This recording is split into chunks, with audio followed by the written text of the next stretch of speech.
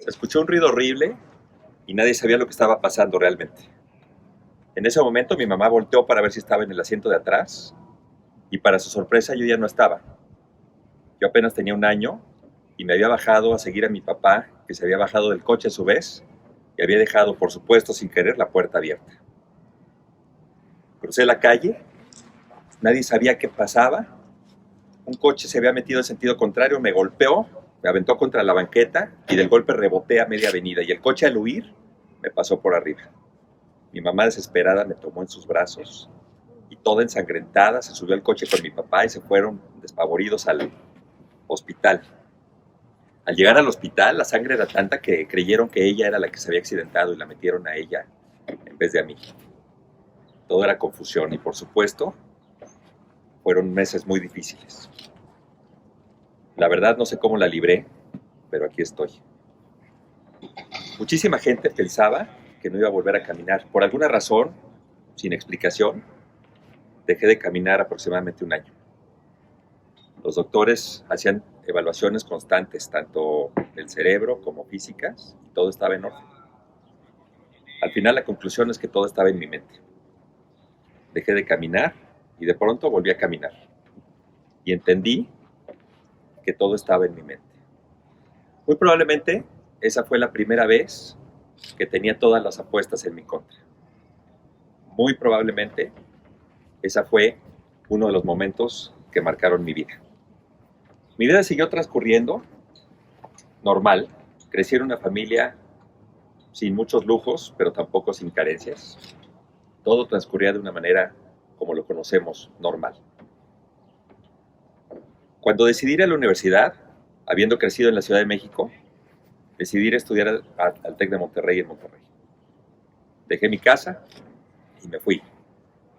Todo era felicidad, me fui con mis amigos, normal. Seguía transcurriendo mi vida normal. Después del segundo año de universidad, lo que sucedió volvió a ser una apuesta en mi contra. Llegué a hacer el verano a México y para mi sorpresa me encontré con que mi familia había caído en un proceso de quiebra. Estábamos totalmente sin dinero. Mi papá, empresario de toda la vida y como todos los empresarios, pasó por una racha muy mala y de pronto todo cambió.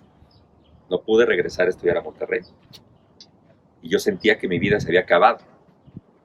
Seguramente esa fue la segunda vez que todas las apuestas estuvieron en mi contra. Mis amigos de Monterrey apostaban en que iba a ser un fracasado. Yo seguí adelante, busqué una universidad y volví a empezar desde cero. Arranqué a estudiar ingeniería civil por segunda vez. Estaba llevando clases en quinto, cuarto, tercero, segundo, todo. Estaba hecho un desastre. Trabajaba por la mañana, iba a la escuela a mediodía y regresaba a trabajar en la tarde. Así transcurrieron los 5 años de universidad. Tenía una novia a la cual quise muchísimo, que era extraordinaria estudiante.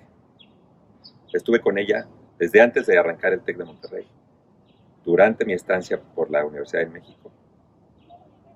Y al término de la universidad, me encontré con que la situación financiera en casa no había mejorado. Seguía habiendo problemas económicos y por supuesto lo que yo ganaba no era suficiente para pagar la universidad. Nuevamente sentí que mi mundo se acababa porque no me podía graduar si no pagaba la universidad y no podía pagar la universidad si no me graduaba. Estaba en un círculo vicioso sin salida en donde yo creía que no había más futuro para mí y que yo estaba destinado a ser un fracasado. Sin embargo, esta novia de la que les hablo, al ser tan buena estudiante, recibió mención honorífica y mejor promedio de generación entregado por el rector de la universidad. En el patio central, un evento grandísimo, al que por supuesto yo fui como asistente a recibir solamente mi constancia de que había terminado los estudios, pero no el permiso para graduarme. Cuando mi esposa estaba recibiendo su reconocimiento, le dijo al rector: mi novio quiere hablar contigo. Y después llegó conmigo y me dijo: corre que tiene cita con el rector. Y estaba yo enfrente del rector, sin saber cómo, diciéndole: es la segunda vez que quiero ser ingeniero civil y no sé cómo, por favor ayúdame. No sé qué cara habré tenido, no sé cómo lo habré hecho, pero al poco tiempo me llamó y me dijo: seguramente en 30 meses vas a ganar mucho más de lo que ganas ahora. Me hizo un plan de pagos a 30 meses y el mes 31 tenía que pagar la mitad de lo que debía. Habló al director de finanzas de la universidad y me dio permiso de titularme. Ese hito, nuevamente, dio un giro importantísimo a mi vida. Seguí adelante, me titulé, efectivamente conseguí un buen trabajo en una multinacional y empecé a trabajar. Y mi vida empezó a mejorar. Sin embargo, yo hacía lo que me tocaba. Trabajaba, iba creciendo, empecé a ser considerado en esta multinacional como un rising star. Empecé a crecer, a brincar de un puesto a otro, me empezaron a asignar nuevas tareas y mejores responsabilidades, hasta que en un punto, por alguna razón, el presidente de la empresa decidió hacer un proceso de innovación interna y empezaron a buscar oportunidades de negocio para la empresa y me dieron a mí la responsabilidad de buscarlas. Empecé a viajar por el mundo y estando por Angola, por Mali, por Burkina Faso, por el Congo, encontré algo que yo nunca había visto, porque mis puntos de referencia eran distintos. Me encontré con una realidad distinta. Me encontré con un mundo de pobreza que yo honestamente nunca había visto. Regresé conmovido a México, decidido a hacer algo para crear un negocio o una propuesta para atender a la pobreza en el mundo. Empecé después a viajar y entender un poco más la pobreza primero en México. Viajé por Chiapas, viajé por Oaxaca, viajé por Tabasco, por la Sierra de Guerrero, por Puebla, por la Sierra Negra, en fin. Y empecé a encontrar algo que hoy parece bastante obvio, pero en ese entonces no lo era, que es un mundo de pobreza extrema que impera en este país. Conmovido, me puse a investigar todavía más. Y me encontré con un dato todavía peor, que es este contraste tan terrible que existe entre la riqueza y la pobreza. Los que vivimos en la Ciudad de México sabemos perfecto que no importa en dónde vivas, basta con abrir la ventana y puedes ver un contraste terrible. Pero también me di cuenta que estamos siendo observados todo el tiempo por todo mundo. Los ricos observan a los pobres, pero los pobres observan también a los ricos. Y esta brecha que se empieza a abrir, a veces no la atendemos o no la queremos ver. Y si dejamos que esa brecha se abra demasiado, se puede convertir en un tema muy peligroso para el país y para el mundo. Pero sobre todo, en una injusticia que no podemos permitir. Hay datos importantísimos que empecé a encontrar sobre la distribución de la riqueza. Y solamente por mencionar uno, me encontré en manos de quién está la riqueza. Solamente el 0.7% de la población tiene más del 40% de la riqueza disponible a nivel mundial.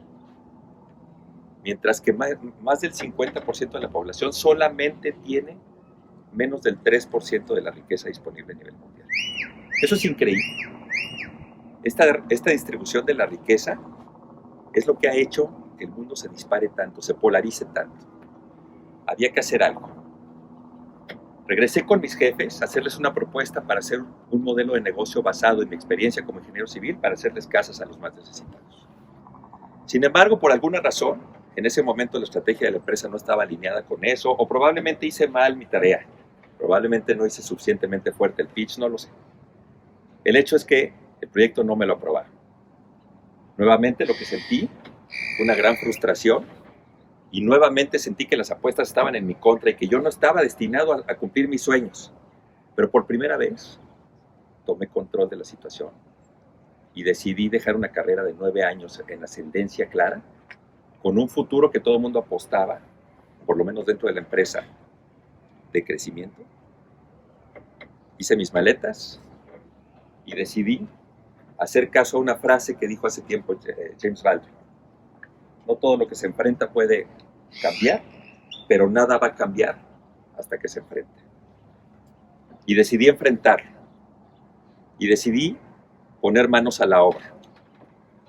Y empezar a entender mucho más cómo poder cambiar el mundo. Así fue como hice la primera empresa social. Empezamos haciendo casas para los más necesitados. Empezamos con un modelo de negocio porque yo creía que la rentabilidad y el impacto social pueden convivir en armonía y una empresa que no crece desaparece. Por lo tanto, lo que pensé es cómo poder crear una empresa autosostenible y ayudar a la vez. Empecé a trabajar con la gente de cerca para enseñarles a hacer sus casas en un modelo de autoconstrucción. Poco a poco empezamos a fortalecer el modelo. Poco a poco fuimos entendiendo más y más y más. Hasta que de pronto nos encontramos haciendo una cosa increíble. Nos encontramos con que efectivamente empezábamos a cambiar vidas. Entonces nos empezamos a hacer más preguntas. ¿Cómo poder hacer esto más grande? ¿Cómo poder retar el status quo? ¿Cómo poder dejar de pensar global y actuar local? Y empezar a pensar global y actuar global. Porque la pobreza no tiene pasaportes. La pobreza no sabe de colores. La pobreza no sabe de religión ni de muros. Un pobre es un pobre, no importa en dónde haya tenido el infortunio de nacer. Y los que tenemos la fortuna de haber nacido, no porque lo escogimos, sino porque solamente así sucedió, tenemos que hacer algo al respecto. Pero sobre todo, dejar de pensar solamente en vivienda y empezar a pensar en algo muchísimo más integral. Porque lo que entendí es que lo que verdaderamente estaba haciendo no eran casas. Lo que entendí es que lo que estaba haciendo era conectar la riqueza con la base de la pirámide. Era hablar pobre y hablar rico. Era poder ser este silo de comunicación entre la gente que tiene posibilidades de creación de valor y la gente que tiene necesidades de creación de valor. Y entonces lo que pensé es que podíamos crear un verdadero scale-up social. Cuando pensamos en un scale-up, pensamos en una empresa de tecnología. Pero ¿por qué no pensar en un scale-up social? Existe tanta necesidad que podemos crecer las empresas de una manera exponencial y hacer el bien a la vez. Tiempo después regresé a buscar al rector de la universidad, con esa novia de las que les platiqué, con la cual decidí casarme y pasar el resto de mi vida. Y hoy tenemos un poco más de 25 años juntos. Regresamos a verlo, lo invitamos a comer, y lo que le dijimos es que no había ayudado a una pareja a realizar sus sueños. Había ayudado a gente en México, en Guatemala, en Estados Unidos, en Salvador, en Honduras, en Nicaragua a cambiar su vida. Había ayudado a más de 500,000 personas a tener una casa. Había ayudado a más de 70,000 familias a tener un techo digno, a más de 17,000 personas a recibir asistencia técnica, a más de 400 personas a tener un departamento digno en Estados Unidos, a más de 15,000 familias a tomar agua pura. Lo que había hecho no había sido cambiar una o dos vidas. Había tenido un impacto increíble. Entonces entendí que no importa las acciones que tengamos, tenemos que hacerlas lo más grandes posibles, porque no tenemos idea del impacto que pueden tener nuestras acciones. Finalmente, lo que decidí es hacerlo en grande. Si lo que hacemos no lo hacemos en grande, mejor no lo hagamos. Vayamos grande o regresemos a casa. Hace muchos años cuenta la leyenda que existió un guerrero decidido a atravesar la luna con su lanza. Cada vez que se ponía el sol y salía la luna, este guerrero salía decidido a atravesar la luna con su lanza. Y así pasaban los días y los días y los días, y el guerrero practicaba y practicaba. Por supuesto, el guerrero murió y nunca fue capaz de atravesar la luna con su lanza. Pero nunca ha existido un guerrero que haya lanzado su lanza más lejos. Tenemos que ser como ese guerrero. Todo lo que hagamos, tenemos que hacerlo apuntando a la luna y soñar en grande. Porque si tus sueños no te dan miedo, es que no estás soñando lo suficientemente grande. Muchas gracias. ¡Bravo! ¡Bravo!